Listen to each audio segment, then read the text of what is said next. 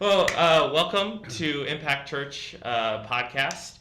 Impact Church of Fredericksburg Podcast, I should be more specific. My name's Kobe. Would you like to introduce yourself? Yeah. Hey guys, my name is Brandon. I'm the lead pastor, church planter at Impact Church in Fredericksburg. That's awesome. I was wondering if you could kind of give a reason, like what's your goal of this podcast? What's the vision? Yeah.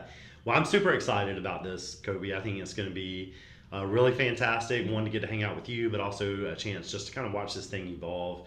God's doing a really great work, not just in and through Impact Church, but throughout Northern Virginia, DC, the nations. Mm-hmm. And we want to be able to have a place to share that story. A way also to connect with those who maybe aren't sure what church planting looks like, or what certain things are in church life. Also a way for our church members to connect. So, if they've connected, maybe get a little deeper in what happens on Sunday mornings, or understand fuller what the vision is of Impact. And then we'll see how this thing grows from there. Yeah, I'm super excited, and I'm really happy to be a part of this, especially first episode. First episode. How'd you find yourself in the chair for first episode? Yeah, that's a really good question. One of the things I think that would be really helpful in starting this podcast would be kind of more of a introduction type deal. So I was wondering if you could kind of give a little bit of your backstory. Like what do you want people who are maybe tuning in for the first time, do you want them to kind of know about you? Yeah, well, there's a lot, and I hope maybe to share a lot more as we go along throughout this podcast journey. But really, ultimately, I'm originally from Mississippi. Grew up there, hotty toddy. Grew up in Mississippi in the Bible Belt, going to church. Jesus saved me when I was 9. I grew up largely without a father. That's a huge part of my testimony. God saved me, redeemed me, changed me, became a father to me, and so I started following Jesus, and went to college, studied politics, was planning on diving headfirst into politics, and God in His infinite wisdom and grace saved me out of that, put a calling on my life to ministry, to serve people. I think the greatest way to make an impact, I used to think, was through policies and politics. And now I know it's through the human heart. And politics can't change a human heart, only the gospel can. Amen. So I went all into following Jesus and His call for my life. Became a pastor. Actually started leading a church as a senior pastor when I was like 24 years old. Had no business doing that. But again, God was gracious. Got married at 26. My wife and I started our first church, Impact Church in Fairfax County, in 2012. And in God's grace, it turned into this beautiful church in the middle of COVID and the pandemic.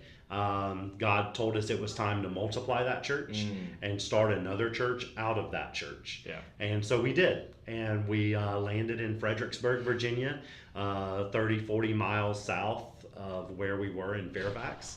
And God's been gracious. In His grace, we've been here for a few years, and have seen God plant a new church in Fredericksburg. Dude, that's such a great story. I love the story of just God's grace and God's calling on your guys' life, and to start like leading a church, being a senior pastor at 24, just is kind of mind-boggling. Yeah. What was it? Just God's calling on your life that you felt to plant churches, or what led to you like feeling like, hey, like I think I want to plant a church? Yeah. There's a lot of reasons to plant churches, I guess, that people have. Growing up in the Bible Belt in Mississippi, there were churches everywhere. I joke and say in Mississippi, there's a church and a gas station on every corner. Most of the time, they're connected. That's how you know where the best fried chicken is in Mississippi. And so just growing up, if someone would have asked me, like, do we need more churches? I would have said, absolutely not. Like, look around. Yeah. We need to fill up the churches we have. But that's a vision of the church as a building, and we need to fill up the buildings that we have. Yeah. When I began to mature in my walk with Christ and realized that the church is actually the people, not the building, and that a lot of the people who even show up to those buildings aren't even the church. They're just people who claim they know Christ who don't actually. I realized we were in big trouble. Also realized that if we really were a Christian nation, then like, why didn't we act like it? Why didn't we live like it? Yeah. If we were a country that had all these churches, why didn't it make a change? Why doesn't it make any sort of an impact? Well, when I moved from Mississippi to Northern Virginia, I still had that mindset. anyone I had ever known that planted a church either did it overseas in another country where there was an actual need for the gospel, or they were a church split. They were mad at their church and they started another church that had a contemporary worship style or something different. And when I moved to Northern Virginia, I was sitting in Manassas, Virginia. I was watching all the cars go by, and people get really upset about traffic, right, in Northern Virginia. But for me, like, I look at traffic as like, man, those all represent people, and I'm fascinated. I'm like, imagine the stories that are represented in this traffic. And I just realized that there were so many people, and so many people from all over the world, that there's no way we had enough churches. Yeah. And again, I'm not talking about buildings.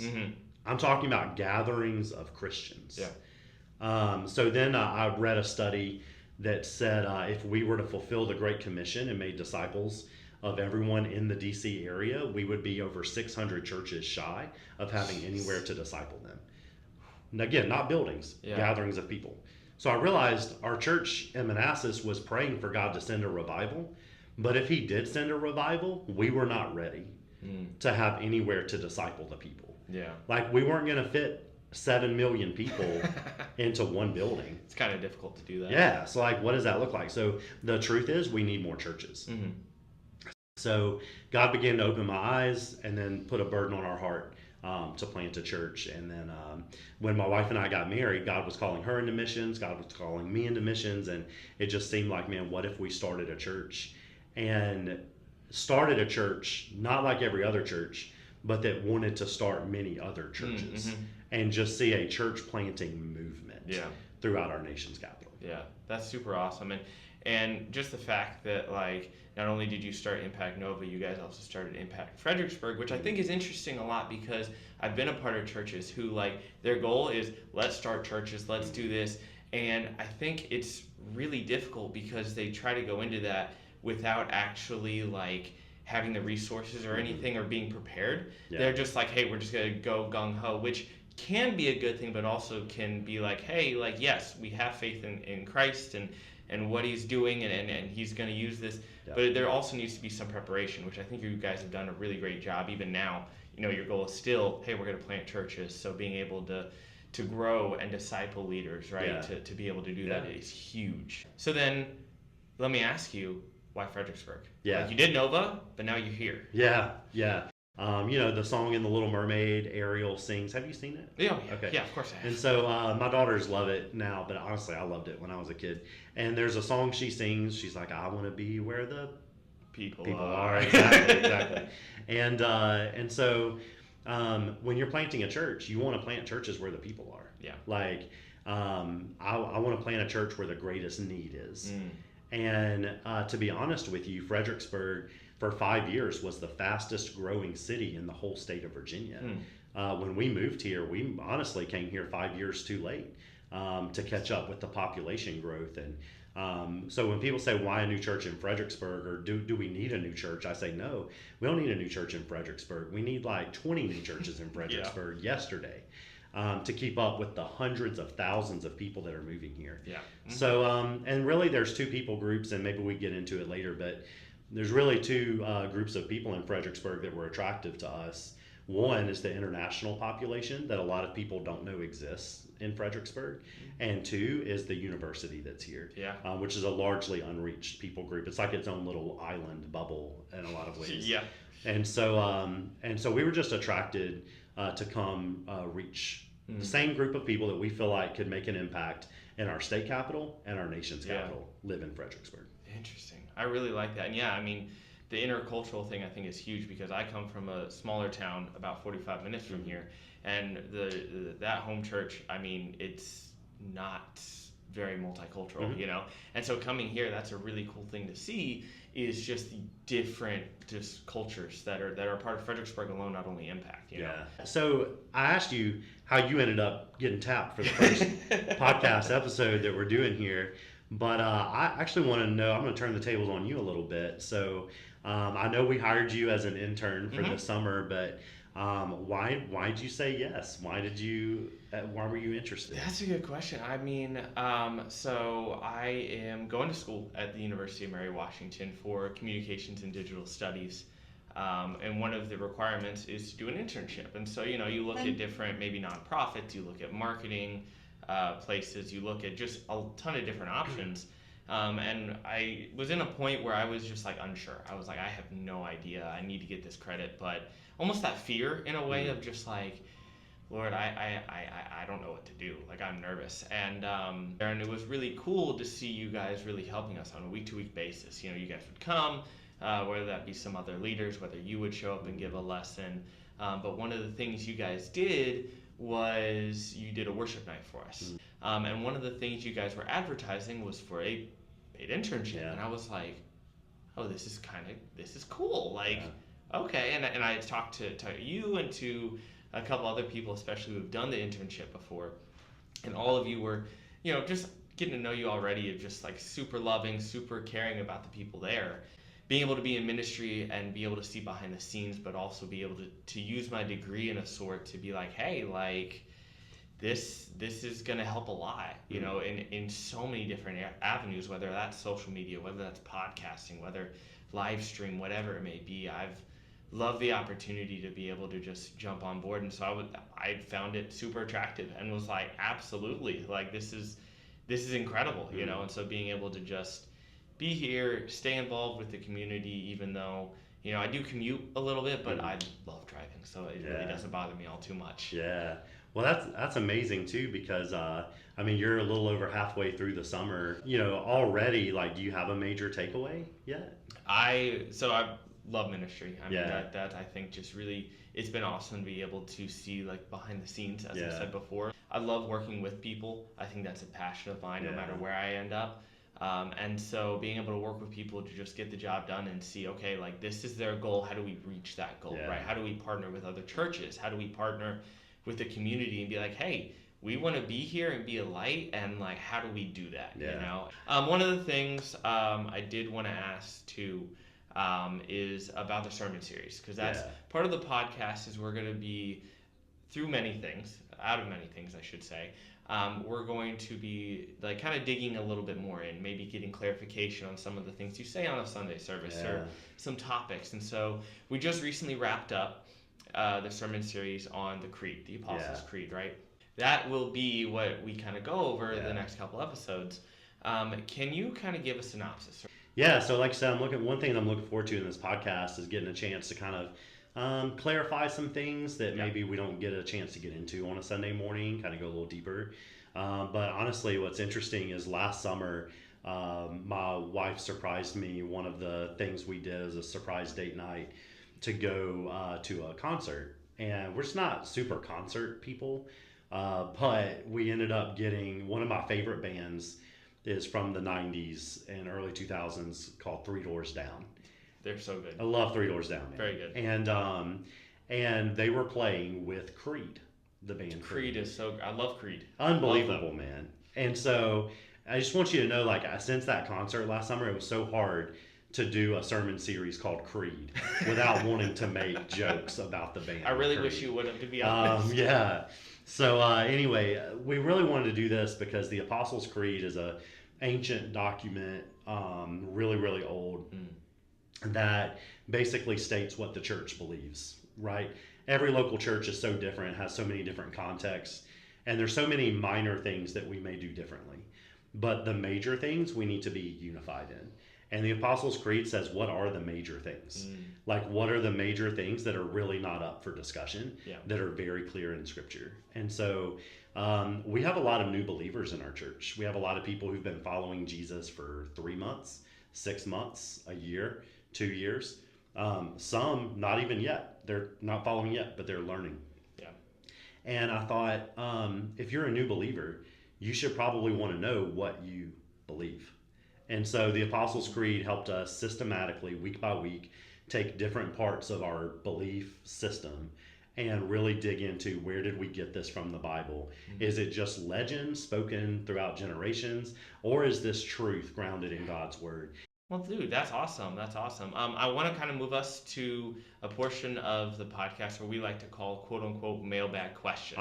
Mailbag. So for those of you who don't know, we will on a weekly basis, whenever this is released, we're gonna answer some mailbag questions that either y'all have, that we've heard, that we kind of want to discuss. If you do want to submit any mailbag questions, like literally could be the most complex to the most simple about like what's your favorite food, whatever it may be. Feel free to message us on Instagram. That's probably going to be the best way to do that. So we have a couple for today. Okay. And so we'll start out kind of simple of just like, what would you say, Brandon, that your leadership style is? My leadership style. That's a fascinating question. I would say it has grown over the years. So when I was in my 20s, my leadership style was like prove myself. So I was always trying to be the alpha, always trying to be the one in charge, because at a young age I was put in charge and didn't know what to do, and was always the youngest person in the room, and was always trying to, and so that wasn't a very healthy leadership style. My 30s I spent trying to show everyone that my way was the best way. So okay, I've got a little bit of experience now, so you guys all just follow me and trust me. Well, I just turned 40 this year. So, but I'd like to say for the last few years, the way God's been growing my leadership is Ephesians 4:12. Equip the saints for the work of the ministry. And so I really view my leadership as one of just my job is just to see you succeed. So if I'm always the one in the background, if I'm always the one out of the frame lifting someone else up, I actually find immense purpose in that. Yeah. And so I would say just being able to equip and empower other people to feel like the rock star, and that gives me a lot of meaning. Right. Yeah, I love that. I love how it's changed over the years too. Because I think that's huge. I don't think leadership styles necessarily stay the same for all your life. I think it does mold and get shaped as you mature. Right. For me, it has. Yeah. That's beautiful, dude. Yeah. Thanks. So second question is, what do you think are some of your strengths, and what do you think are some of your weaknesses? Strengths and weaknesses. Yeah. So I mean, some of my strengths, I think. I enjoy communication, being able to communicate vision. So I think one of the things that maybe helped me find a niche in my calling of church planting was just really being able to receive vision from God and then communicate that vision from God. And so I would say, I may not bring a whole lot to the table, but I can bring vision and communicating that to the table. Maybe a weakness. Just, man, there's so many areas I'm still growing in. One thing I would say is maybe constantly, maybe sometimes I get so in tune with that vision, I don't stop and listen as much as I should, right? And so learning how to ask more questions, learning how to be a better listener. In fact, I was a communication minor in college. There was a whole class just on listening. And at the time I was like, this is dumb. Like who cares? But listening is so vital in communication. So definitely an area I'm trying to grow in. Dude, that's awesome. That's awesome. Well, dude, I think that will wrap up this episode. That's awesome. That was a good way to wrap it up. Future plans, we do want to make this a weekly thing. Hopefully release Sunday night, Monday morning, somewhere around that. So we'd love for you guys to join. We have Spotify. We're on Apple Podcasts. We're also, if you want to view the visual, the video part of it, it will be on our YouTube page. Let's be honest, who wouldn't want to do that? Dude, like your beautiful face. Come on now. Let's well, yeah, go check us out at youtube.com/Impact Church FXBG. And there you'll find not only this podcast, but sermons, different videos, stuff like that. So thank you again, Brandon, for being here. Yeah, Kobe, looking forward to it. Yeah. It's going to be a lot of fun. Appreciate it, man. Look forward to the next episode. And until then, let's keep living the dream.